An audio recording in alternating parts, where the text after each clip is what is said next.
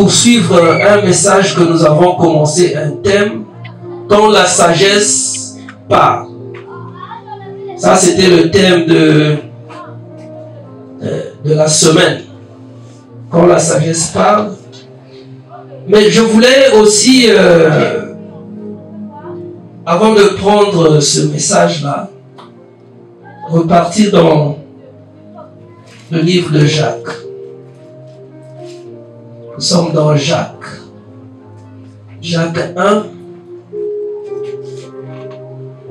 Dans le livre ou l'épître de Jacques. Jacques 1. Jacques 1, verset 5.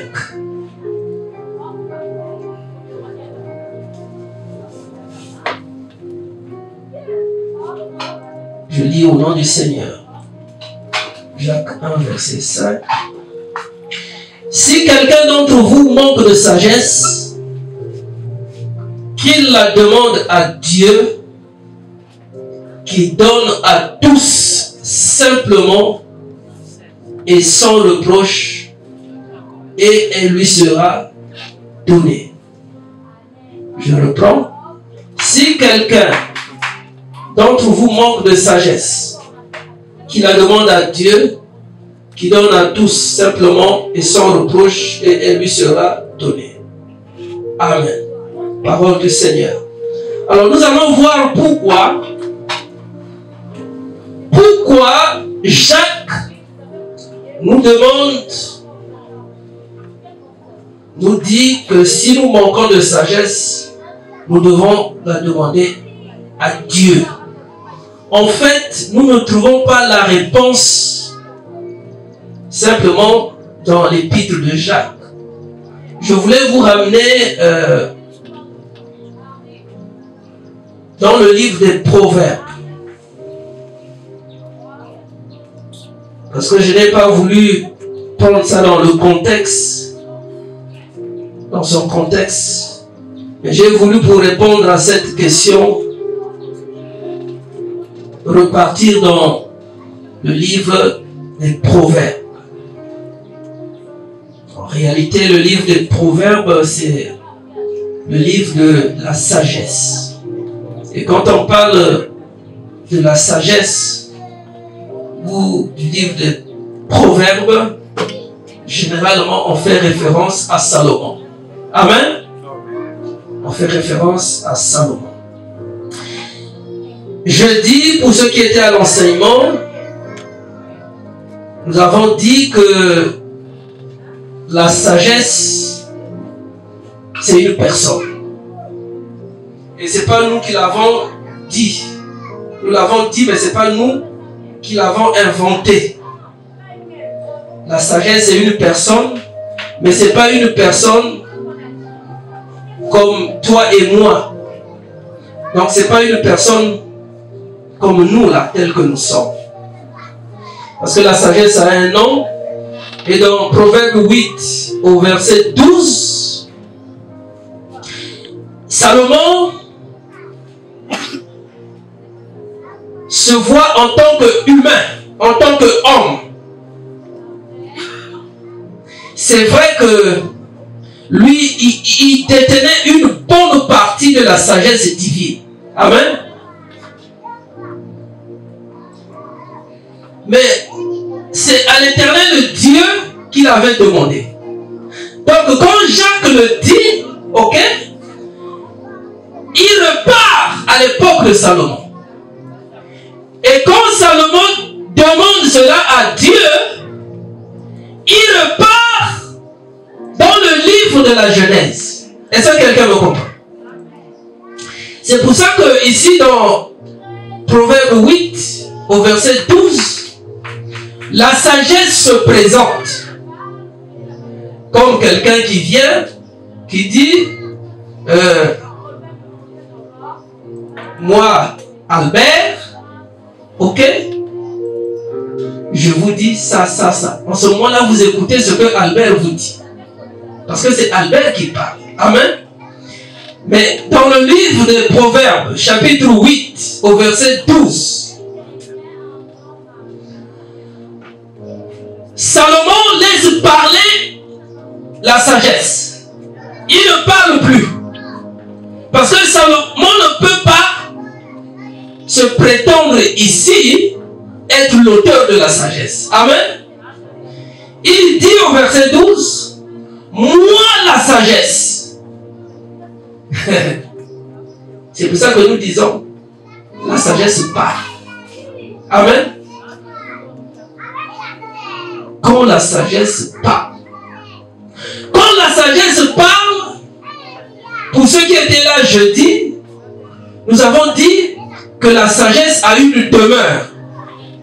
C'est-à-dire que la sagesse, on la trouve quelque part. Et la demeure de la sagesse, c'est le discernement. Ça veut dire quoi? Ça veut dire que si tu arrives chez quelqu'un, tu écoutes la personne parler. Dans ce que la personne dit, quand tu constates que c'est insensé, tu dis je sors. La sagesse n'est pas là. Est-ce que quelqu'un me comprend? Tu sors. Tu peux sortir, c'est-à-dire que tu sors avec ton corps, tout comme tu peux sortir avec ton esprit, mais tu es là. Tu entends la personne, tu l'écoutes parler, mais en réalité, tu ne considères pas tout ce qu'il te dit parce que je te dis, la demeure de la sagesse là, c'est pas là. La sagesse est ailleurs. C'est pour ça que vous verrez des gens parfois vous parler, ils parlent fort, ils parlent. En face de vous, parfois vous avez quelqu'un qui est là, qui écoute, mais en réalité, il ne considère pas ce que tu dis. Pour ne pas te faire honte, pour ne pas te blesser, il reste sur place. Mais sinon, son esprit se trouve déjà ailleurs. Il est même en train de se dire là, et ici, là, il n'y a rien de bon. Mais quand dans les paroles qui sont données, dites, il y a le discernement, il y a l'intelligence. Là, vous dites non, je reste. Non seulement j'écoute, mais je dois bien assimiler ce que la personne est en train de me dire. C'est pour ça que vous verrez, dans certaines relations qui se font, vous avez en face un homme et une femme. Parfois la femme reste, c'est parce qu'elle voit que en cet homme-là, il y a un dépôt de sagesse. Amen. Quand cet homme-là, ou quand cette femme-là parle, tu ne veux même pas le quitter ou tu ne veux même pas la quitter. Elle dit des choses tellement importantes que tu te dis, mais souvent les hommes n'ont pas ce courage de dire, ah ma soeur, tu es intelligente, tu es sage. Les hommes sont égoïstes. Il sait que c'est bon. Il sait que la femme là est sage. Mais il ne peut pas dire non. En tout cas, tu es sage. Mon problème là, si j'ai réussi, si je m'en sors, c'est parce que j'ai écouté tes conseils. Mais les hommes disent ça rarement. C'est rare. Très rare. Très rare. Très rare. Mais les femmes, quand elles se retrouvent ailleurs, elles peuvent dire, ah, non, mon mari là est sage. Il y a des femmes qui n'accepteront jamais qu'on parle ou qu'on dise des insanités sur leur mari. Jamais. Parce qu'elles savent que leur mari, c'est un trésor de sagesse. C'est un dépôt de sagesse. Donc nous avons dit le jeudi, quand la sagesse parle, c'est ce verset-là que nous avons pris. La sagesse parle. Et la sagesse dit qu'elle a une demeure. C'est la sagesse qui le dit. Moi, la sagesse, j'ai pour demeure le discernement. Mais prenons le texte de Jacques.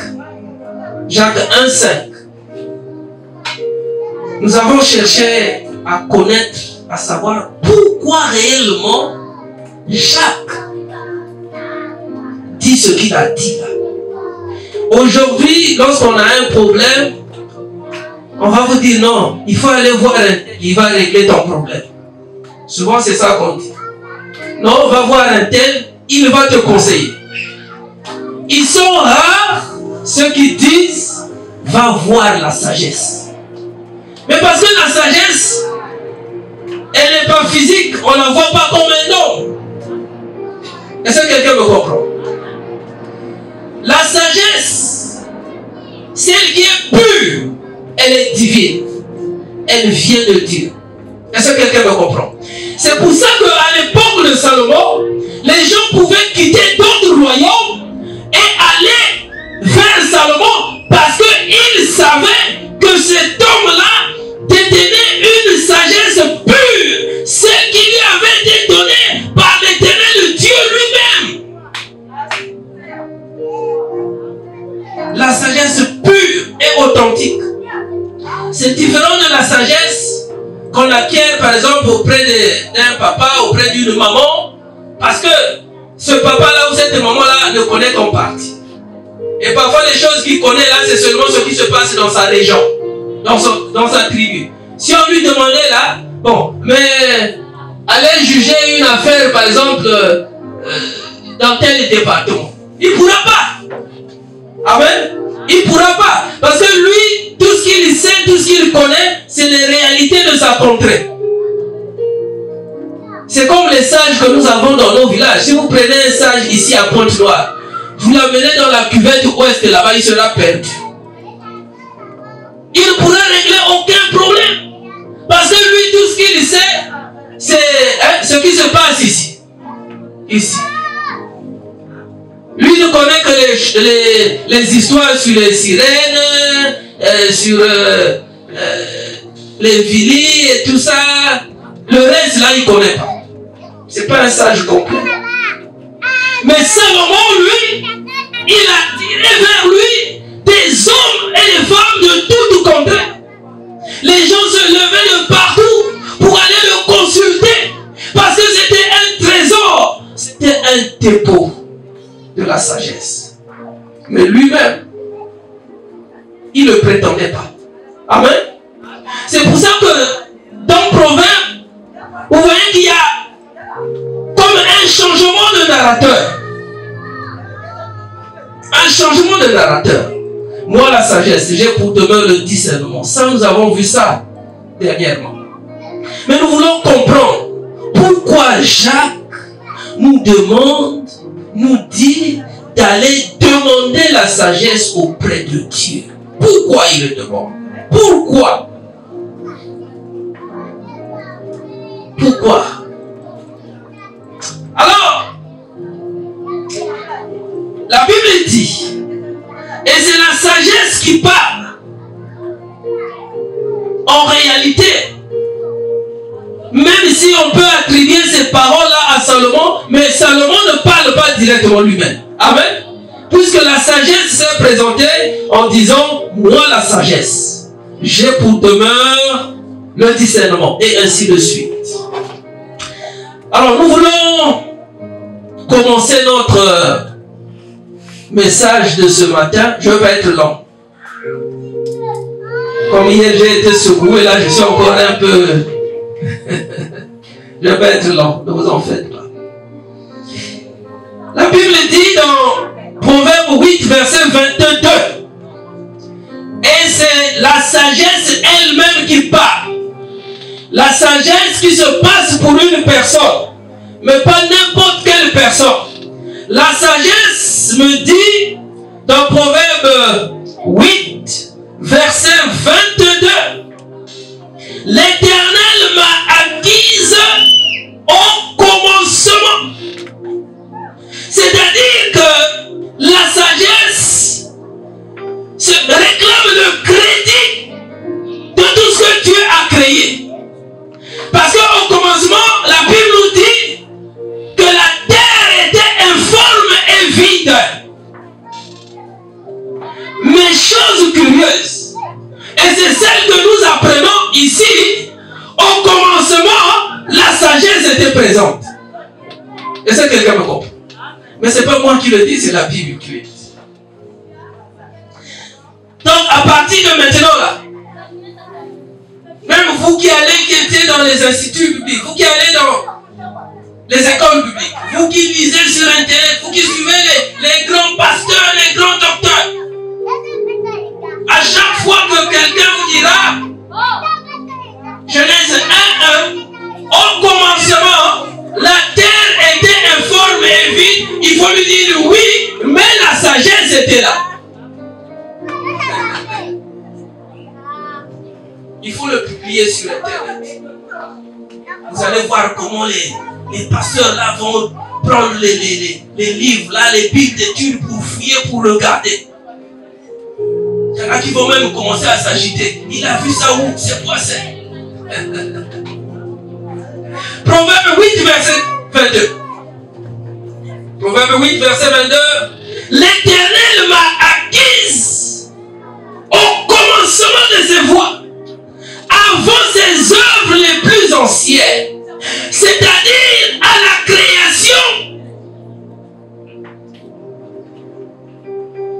C'est avec la sagesse que Dieu a tout créé. Est-ce que quelqu'un me comprend? Il dit l'Éternel, je veux dire, elle dit la sagesse.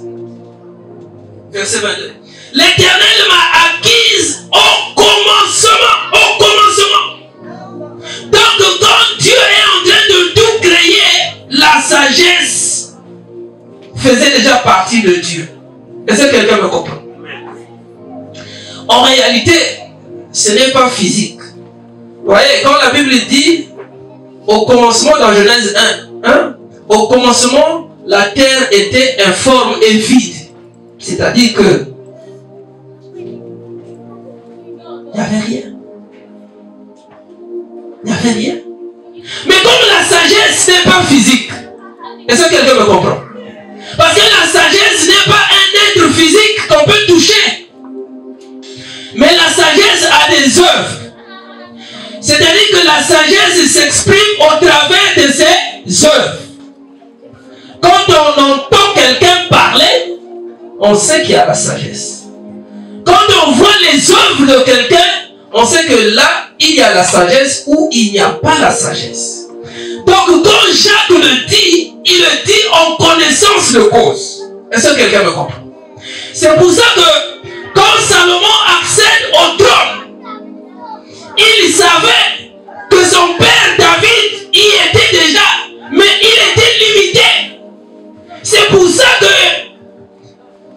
quand l'Éternel Dieu lui apparaît, il lui demande lui-même de dire ce qu'il voulait qu'il fasse pour lui. Parce qu'en réalité, David, le père de Salomon, n'avait pas la sagesse. Est-ce que quelqu'un me comprend? Et lui, le fils, Salomon l'a compris. Peut-être qu'il avait un peu de sagesse, mais devant un tel royaume, un tel peuple, devant une multitude de gens, Salomon s'est vu petit, il s'est vu faible. C'est pour ça que il a demandé à Dieu de lui donner un esprit intelligent pour discerner, pour juger. Et Dieu, en ce moment-là, il va mettre ensemble l'intelligence et la sagesse. Est-ce que quelqu'un me comprend? L'argent Salomon, il en avait déjà, il pouvait encore en avoir. Vous savez, quand on est ministre, quand on est chef de l'État, même sans voler, vous allez avoir l'argent. Amen. Parce que c'est les gens qui vont aller travailler l'argent pour vous. Les gens vont découvrir de l'or, tout ce qu'il faut comme minerai ou quoi là, ils vont venir vous donner. Donc vous n'allez rien faire, vous allez tout recevoir. Salomon aussi pouvait s'attendre à tout ça. Il pouvait s'attendre à recevoir beaucoup de richesses, beaucoup de biens de ce monde. Mais il savait que la sagesse et l'intelligence, c'est auprès de Dieu qu'il fallait la chercher. Auprès de Dieu. C'est pour ça que la sagesse elle-même répond à cette question. En réalité, sans la sagesse, l'Éternel Dieu ne pouvait rien faire à la création. Est-ce que quelqu'un me comprend? C'est pour ça que dans toutes choses que vous allez entreprendre dans votre vie, dans tout projet que tu vas avoir, dans tout ce que tu voudras faire, il faut que tu commences avec la sagesse. Est-ce que quelqu'un me comprend? Ne fais rien, n'entreprends rien, aucun projet, ne fais aucun travail sans consulter la sagesse. Oui, parce qu'on peut consulter la sagesse au travers de Dieu. C'est pour ça que Jacques dit, si quelqu'un a besoin de la sagesse, si quelqu'un donc est en quête de la sagesse, qu'il la demande à Dieu. Est-ce que quelqu'un me comprend? Qu'il la demande à Dieu. Parce que dès le commencement, Dieu lui-même s'était approprié la sagesse. Dès le commencement. Or, nous, l'erreur que nous commettons, c'est que nous faisons les choses sans consulter Dieu. Tu ne peux pas aller consulter Dieu sans demander la sagesse. D'ailleurs, quand tu demandes quelque chose à Dieu, je me pose la question, il y a beaucoup de sœurs qui demandent le mariage à Dieu. Mais Dieu n'est pas là-dedans. Oui, tu as un besoin, tu vas demander à Dieu, mais est-ce que la priorité pour Dieu c'est ton mariage? C'est ça le problème. Est-ce que la priorité pour Dieu c'est ton mariage? Oh, toi tu veux déjà te lancer dans le mariage, mais Dieu voit que tu n'es pas prête toi-même. Oh non, moi je dois me marier, moi je dois me marier, il me faut un homme, il me faut un homme. Bon, Dieu te pose la question. Est-ce que tu m'as demandé à moi? Parce que en moi, il y a l'intelligence et la sagesse. Mais toi, tu commences comme ça. Ah non, non, moi je veux faire les affaires, moi je veux faire ceci, je veux faire le commerce. Est-ce que tu as demandé à Dieu? Parce que quand tu exerceras ce que tu veux faire là, quand ça sera compliqué, c'est en ce moment-là que tu comprendras qu'il fallait mettre Dieu devant. Est-ce que quelqu'un me comprend? Il y a plusieurs façons de mettre Dieu dans ce que nous faisons. On peut mettre Dieu dans ce que nous faisons en le servant. On peut mettre Dieu dans notre travail, dans notre mariage, dans tout ce que nous exerçons comme activité. En participant à l'évolution de son œuvre. Vous savez, il y a beaucoup de gens qui cherchent l'argent. Ah, moi, il me manque l'argent. Moi, il faut l'argent. Moi, il me manque l'argent. Et après, quand tu as l'argent, tu fais quoi? Vous savez, il y en a qui ont les moyens là, qui n'ont plus le temps pour Dieu. Mais Dieu les attend. Dieu nous attend. Dieu nous attend au tournant. C'est quand ça devient difficile, c'est en ce moment-là qu'on revient vers Dieu. Est-ce que quelqu'un me comprend? Alors c'est comme un homme, une femme, tu as longtemps négligé un homme parce qu'il n'avait rien. Oh, et maintenant qu'il a quelque chose, tu veux passer devant lui pour qu'il t'appelle. Mais même lui-même dans son orgueil, il dira, ah là, vraiment, c'est pas possible ça. Pendant que j'étais là, parfois je passe là, j'ai le pantalon déchiré là, et la sœur n'osait même pas me regarder. Et maintenant là, que j'ai les moyens, je sens bon, mais l'homme ne sera pas, il ne va pas s'arrêter. Il ne va pas s'arrêter. Or, si tu avais été sage, pour la femme, tu aurais pu consulter Dieu et demander à Dieu ce qu'il réserve pour cet homme-là. Vous savez, la vie c'est compliqué. Même celui qui pue aujourd'hui, celui qui n'a rien, celui qui n'a même pas 100 francs aujourd'hui, il peut être ton chef demain. Il peut être ton chef demain. Si tu l'as négligé, si tu le négligeais, est-ce que tu auras encore le courage un jour d'aller le voir? Tu seras dans ton coin parce que tu verras que c'est parfois une autre personne. Tu dis, ah, vraiment. Et putain, cela va en Cameroun, hein? Trop tard. Trop tard. Trop tard. On n'entre pas dans la vie d'un homme quand il est tout fait. Est-ce que quelqu'un me comprend? On n'entre pas dans la vie d'une femme quand elle est toute faite. On entre dans la vie d'un homme quand on sait qu'on est capable d'apporter aussi quelque chose. On entre dans la vie d'une personne, quand on y entre, on se dit, qu'est-ce que moi je peux faire pour le booster ou pour la booster? Oui. C'est ça le vrai témoignage. Mais parce que il ne faut pas qu'un homme dise un jour, oh, ben, tu n'as rien fait pour moi. Ah oui. Les mamans Huguettes sont là pour vous dire. Pour vous dire, papa, c'était dur. Très dur. C'est pour ça que papa, quand tu marches, quand tu as la voiture, tu te dis non. J'ai une histoire.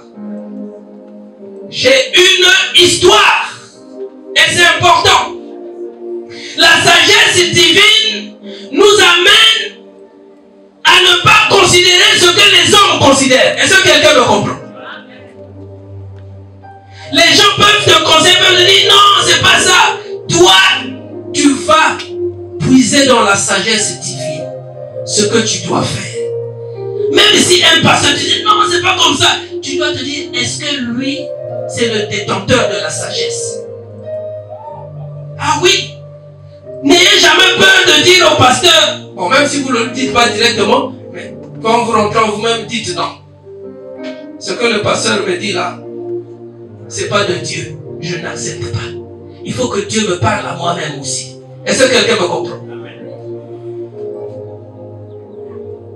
Il y a la beauté chez les sœurs, mais il n'y a pas la sagesse. Honte à vous les sœurs. Oui. Vous parlez bien, tout ça, mais la sagesse. Il y a aussi les bonnes paroles chez les frères, il y a l'orgueil, mais il n'y a pas la sagesse. La sagesse ne veut pas dire avoir beaucoup de diplômes. Vous savez, il y a des gens qui ont plein de diplômes, mais qui ne sont pas sages. Il a beaucoup de diplômes, il est très instruit, mais il n'est pas sage. Est-ce que quelqu'un me comprend? Donc, au commencement, la sagesse dit, l'Éternel m'a acquise. Dans tout ce que l'Éternel faisait, la sagesse était présente. Dans toutes les œuvres, la Bible dit, avant ces œuvres les plus anciennes. Et la sagesse dit, c'est pas vous, c'est pas le monde qui m'a établi, mais j'ai été établi depuis l'éternité, dès le commencement, avant l'origine de la terre. Donc j'ai dit, même si quelqu'un vous disait, oui, au commencement, la terre était informe et vide, dites non, la sagesse était là aussi. Oui, dès l'éternité, j'ai été établi depuis l'éternité. Depuis l'éternité. Dès le commencement, avant l'origine de la terre. Parce que la sagesse a une histoire. Je vous ai dit que la sagesse est une personne. Elle parle. Elle a une histoire. Elle dit. La sagesse. C'est comme toi qui parles. Tu as des origines. Amen. Tu es né de l'effort conjugué de ton père et de ta mère. Tu as une origine. La sagesse dit, je fus enfanté quand il n'y avait point d'abîme, point de source chargée d'eau.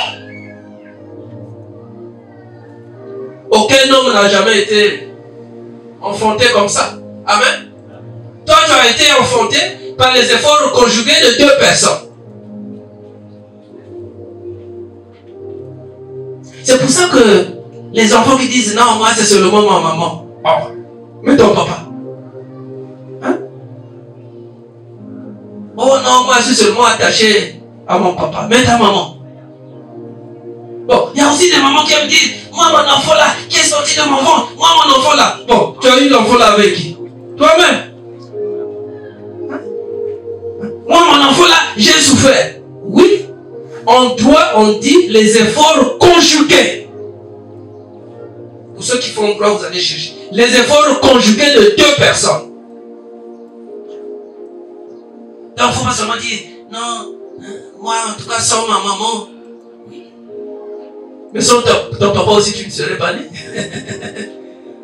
C'est ça le problème. Donc, la sagesse a une histoire. La sagesse dit qu'elle a été enfantée.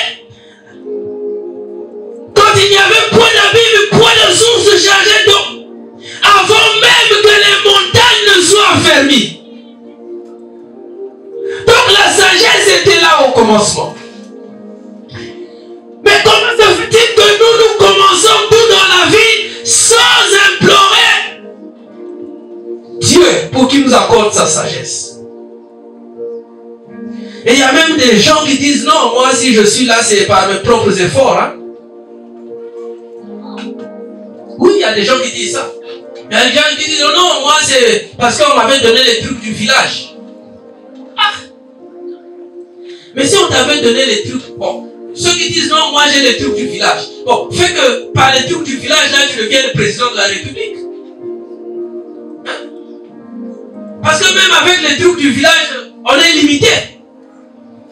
Bon, les gens, tu as les trucs du village, rentre même dans toutes les banques, prends de l'argent sans qu'on ne te voie. Même ceux qui font la magie. Bon, tu fais la magie, tu vas quand même au marché, tu vas acheter des choses, mais crée tout toi-même. Si c'est possible. Donc l'homme est limité. De la même manière que toi tu as une histoire, la sagesse aussi en a une. Oui. La sagesse dit qu'elle a été enfantée quand il n'y avait point d'abîme. Avant même que les montagnes ne soient fermées, avant que les collines n'existent. Je ne sais pas si tu es en train de me suivre. Hein? Verset 24, Proverbe verset 24. Je fus enfanté. Ce n'est pas Salomon, c'est la sagesse. Amen. Parce que la sagesse était déjà présentée dans Proverbe 8 au verset 12. Moi la sagesse, j'ai pour demeure le discernement. Je fus enfanté quand il n'y avait point d'abîme, point de source chargée d'eau. Avant que les montagnes soient fermées, avant que les collines existent, je fus enfanté. Il n'avait encore fait ni la terre, ni les campagnes, ni le premier atome de la poussière du monde. La sagesse dit qu'elle était là. Bon, quand la sagesse dit qu'elle était là, avant même que le monde, que la terre ne soit, la sagesse dit qu'elle était là. Bon, toi dans ce que tu fais, tu ne mets pas la sagesse. Il y a un problème. Dieu a eu besoin de la sagesse. Le témoignage vient de Dieu lui-même au travers de sa parole. Avant que les collines existent, je fus enfanté. C'est pour ça que nous avons dit que la sagesse parle. La sagesse ici est personnifiée. Et c'est Dieu lui-même qui est en train de parler. C'est pour ça que quand tu es dans la maison, il faut parler de la sagesse aux enfants, à ta femme, à ton mari, à ton fiancé, à ta fiancée. Pour dire, il faut être sage. Vous verrez, il y a une expression qui dit quand quelqu'un sort, la personne qui veut du bien pour elle ou pour lui dit, sois sage. Mais parfois on le dit seulement comme ça, mais on ne sait pas que ça vient de Dieu. Sois sage. Tu sors, tu vas quelque part, Seigneur, fais de moi un homme sage, fais de moi une femme sage. Que je ne sois pas un homme insensé. Que je sois celui qui discerne les choses. Que je sois un homme, une femme intelligente. Que je sois rempli de sagesse. Je ne peux rien faire dans ma vie sans toi, sans ta sagesse. Je ne peux rien faire. Rien faire. Les gens ont besoin de la puissance de Dieu, mais ils n'ont jamais recherché la sagesse de Dieu. C'est ça le problème. On veut tout avoir dans la vie, mais on ne veut pas être sage. Parce qu'on se dit la sagesse viendra après. Mais la sagesse était au commencement avec Dieu.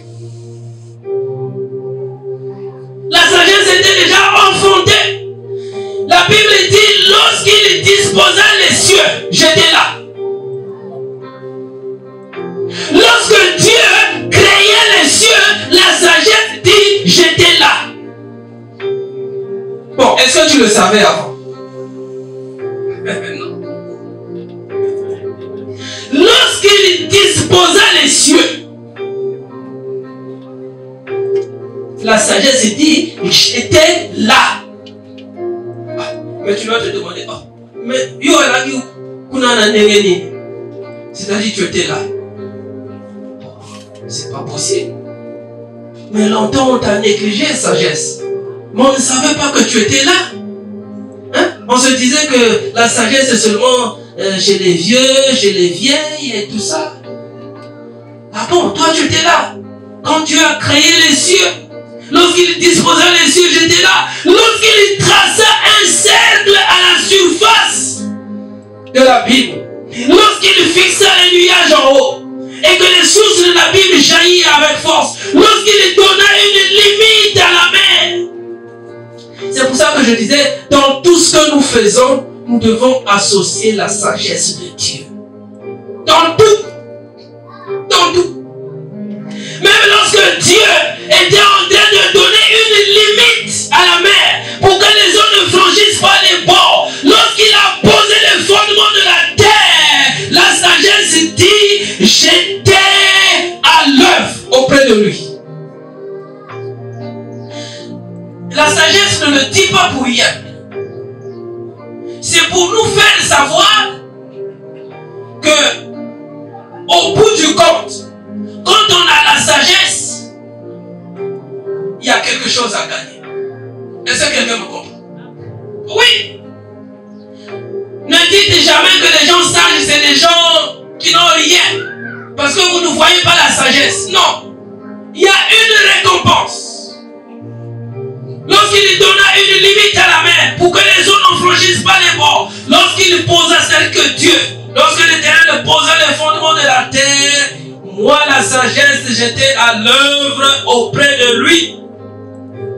Et j'étais dans la joie. C'est ce que la Bible dit.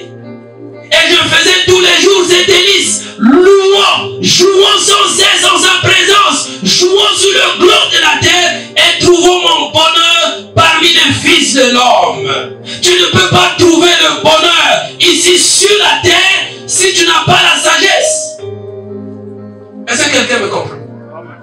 La sagesse n'est pas dans le lavement des mains. La sagesse ne se trouve pas dans, oh non, il faut prendre le verre de vin versé parce que les ancêtres qui sont partis, ils doivent être contents parce qu'ils viendront parler. La sagesse c'est pas là. La sagesse ne se trouve pas dans les cimetières. La sagesse ne se trouve pas dans les habits laissés par les gens qui sont morts. La sagesse n'est pas là. La sagesse dit, j'ai pour demeure le discernement. Quelqu'un qui ne marche pas dans le discernement, c'est quelqu'un qui mélange tout. C'est quelqu'un qui ne peut pas discerner entre la vie et la mort. Et je faisais tous les jours ces délices, jouant sur le globe de sa terre et trouvant mon bonheur parmi les fils de l'homme. Et maintenant, nous sommes vers la fin. Et maintenant, mes fils, écoutez-moi. Et heureux ceux qui observent mes voies, c'est-à-dire les voies de la sagesse. Tu ne peux pas être heureux dans la vie si tu n'observes pas les voies de la sagesse. C'est pas possible. Parce que tu seras bloqué un jour. On a vu dans plusieurs nations les hommes de Dieu prier pour des gens qui étaient sur le point de perdre le pouvoir. Toi qui t'étais jamais agenouillé, maintenant que tu commences à perdre le pouvoir, tu commences à t'agenouiller pour implorer la grâce de Dieu. Mieux vaut pour toi prendre cette pompe que les choses ne marchent pas dans la vie. C'est pour ça que quand vous venez, vous devez vous dire, le pasteur est en train de s'agenouiller. On dirait qu'il a des problèmes. Toi, tu ne veux pas t'agenouiller. Bon, moi j'accepte. Moi j'ai pour moi des problèmes, comme on dit. Hein? En termes vulgaires ou terre à terre. Moi j'accepte pour moi. Moi je suis pour moi pauvre. Moi je n'ai rien. Mais je m'agenouille devant toi qui es Dieu. Comme ça le jour où je serai en difficulté, même en face de la mort, tu diras oui, humble serviteur. Humble serviteur. Je t'élève. Je t'élève. Surtout si tu es en costume. C'est rare de voir à l'église les gens en costume s'agenouiller. Alors le jour où Dieu va dire, pasteur, demande à tout le peuple de se coucher. Ah!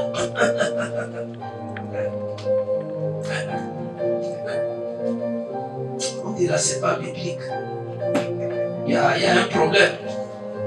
Comment Dieu peut lui dire ça? Comment Dieu peut lui demander de dire à tout le peuple de s'allonger sur le sol? Il y a des gens qui, avant de le faire, vont regarder à gauche et à droite. Il y en a qui vont le faire par respect seulement pour le pasteur. Bon, comme lui il a fait, sans conviction, moi aussi je fais. Après c'est des versets. Tout ce qui n'est pas conviction n'est que péché. Les gens vont résister. Les gens vont résister. Priez seulement pour que Dieu ne dise pas ça. Le jour où sous le soleil, les gens, Dieu dira, allez, vous allongez là-bas, sur le chantier là-bas. Parce que Dieu veut que vous puissiez vous humilier. Les gens vont regarder. Moi, ce que j'ai porté là, je ne peux pas. La Bible dit que l'humilité précède la gloire. C'est-à-dire qu'avant de te lever, il faut que Dieu lise d'abord l'humilité que tu as dans ton cœur. Et l'orgueil, la chute. Est-ce que quelqu'un me comprend? Oui. La Bible dit, maintenant mes fils, écoutez-moi, et heureux ceux qui observent mes voix. Écoutez l'instruction pour devenir sage. Ne la rejetez pas. Parce que c'est ça en réalité. L'instruction ici, c'est la parole de Dieu qui nous est donnée au travers proverbes. Or, généralement, les enfants de Dieu, même quand nous écoutons la parole, on a dit, bon, c'est bien, on a écouté, bon, maintenant le reste. Mais il y en a aussi qui disent, ah, c'est la parole là qu'on va manger. Moi, j'ai mes problèmes, je suis venu pour mes problèmes. Mes fils, écoutez-moi. C'est pas moi qui parle. Même si j'ai des fils. Même si je suis père. Hein, parce qu'à mon âge, je suis même déjà grand-père. Voilà. Je ne te demande pas de m'écouter moi. Je te demande d'écouter Dieu au travers de ses instructions. C'est-à-dire qu'au travers de sa parole. Il dit écoutez l'instruction pour devenir sage. Ne la rejetez pas. Ne la rejetez pas. Que ce livre de la loi ne s'éloigne point de ta bouche. Mais aujourd'hui, les gens sont forts dans l'interprétation des films, dans l'interprétation des livres, mais interpréter la parole de Dieu, c'est compliqué. Moi, si tu me demandes même un film, là, je ne sais pas si même en 2 ou 3 minutes, je peux te dire ce qui se passe. Bon, je ne vous interdis pas de regarder les films. Mais de la même manière que vous regardez les films, mais de la même manière aussi, vous devez vous concentrer sur la parole de Dieu. C'est pour ça qu'il y en a qui, quand ils écoutent la parole de Dieu, ils sont émerveillés. Ils sont émerveillés d'entendre de telles choses. Parce que leur problème, c'est seulement les novellas, les gens qui ils peuvent te citer l'histoire tel épisode de ceci, tout ça. À la maison, maman va me dire, là, tu nous as attaqué là. C'est la parole de Dieu. Amen. C'est la parole de Dieu. Même à la maison, il y a des fois où je me fais dire, oh, pas novelas, c'est trop. Il faut respecter chacun avec ses convictions. Maman, elle dit, non, pas c'est pour me dire ça. Je dis non. Quand tu prends la parole de Dieu, quand tu prends la Bible, ce que tu vas retrouver là, c'est au-delà de novelas. Amen. Vous savez, c'est-à-dire que c'est pas sur Internet que tu vas chercher à interpréter la parole de Dieu. C'est pas sur Internet. Bon, vous avez Internet, mais vous n'arrivez même pas à vous concentrer sur la parole de Dieu. Mais quelqu'un qui lit les Écritures, quand il entend une prédication, il dit oui, c'est vrai. Et il se dit même non, il faut qu'on examine ces Écritures-là. Bon, est-ce que vous avez même le temps de vérifier ce qui est dit ici à la chair? Vous n'avez pas le temps. Vous n'avez pas le temps. Heureux l'homme qui m'écoute, qui veille chaque jour à mes portes, parce que la sagesse a des portes. Est-ce que quelqu'un me comprend? Et quand ces portes s'ouvrent, et que tu te retrouves là-dedans, tu es heureux. Parce que c'est au travers de ces portes que tu vas pénétrer dans les différentes chambres de la sagesse. Est-ce que quelqu'un est en train de me comprendre? C'est pour ça qu'on est parfois étonné d'entendre des choses sortir de la bouche de quelqu'un. Mais vous oubliez qu'il a pour source que Dieu lui-même.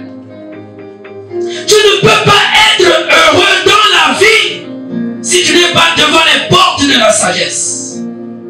Et ces portes-là ont des poteaux. Il y a des poteaux dans la vie. Il y a des principes de sagesse qui font qu'on puisse avoir le discernement. Amen. Ça je fais, ça je ne fais pas. Là je peux, là je ne peux pas. Est-ce que quelqu'un me comprend? Même si un pasteur venait te dire, oui ma soeur, moi Dieu est en train de me dire que non, tel frère, c'est avec lui qu'il faut aller. Il ne faut pas accepter. Refuser ne veut pas dire désobéir au pasteur. Parce que quand le pire va arriver, il dit, ah oui, c'est le pasteur qui m'avait dit. Non. Le pasteur en te le disant, est-ce qu'il était sage? Est-ce que Dieu lui a dit quelque chose? Car celui qui me trouve va trouver la vie. Toi aujourd'hui tu dis, oui j'ai la vie, je vis. C'est ce que les gens disent. Non, moi je vis ma vie. On te donne le conseil. Non, moi je vis ma vie. Moi je consomme ma vie à ma manière. Est-ce que tu sais ce que c'est que la vie? La vie, c'est pas toujours se réveiller, marcher, manger et dormir. Est-ce que quelqu'un me comprend? Sinon, tous nous avons la vie. Même les fous aussi ont la vie. Même les assassins ont la vie. La sagesse dit, celui qui me trouve a trouvé la vie. C'est-à-dire, si tu trouves la sagesse, tu as trouvé la vie. Et comme tu as trouvé la vie, tu vas obtenir la faveur ou les faveurs de l'Éternel. C'est pour ça que ne soyez pas surpris de ce que tous n'avons pas les mêmes choses. Nous ne pouvons pas avoir tous les mêmes choses. Non. Car celui qui me trouve va trouver la vie et obtient la faveur de l'Éternel. La faveur de l'Éternel. Oh, je ne savais pas qu'en trouvant la sagesse, j'avais la vie et j'avais la faveur de l'Éternel. Quelle grâce! Même si je ne trouve pas la faveur auprès de mes parents, même si auprès de mon père je n'ai pas la faveur, même si auprès de ma mère je n'ai pas la faveur, même si auprès de mon oncle je n'ai pas la faveur, même si auprès des autorités de cette nation je n'ai pas la faveur, mais comme j'ai la sagesse, je bénéficie de la faveur de l'Éternel. Oui, la faveur de l'Éternel. La Bible dit, ses bontés ne sont pas encore épuisées et il les renouvelle chaque jour, chaque matin. Les bontés de l'homme peuvent s'épuiser. Ah oui, les faveurs de l'homme aussi peuvent s'épuiser. Quand un homme n'a plus d'argent, quand il n'a plus rien, tout est aussi fini. Et les gens le fouillent. Les gens le fouillent. Honte à toi si tu as quitté un homme parce que tu n'avais honte à toi.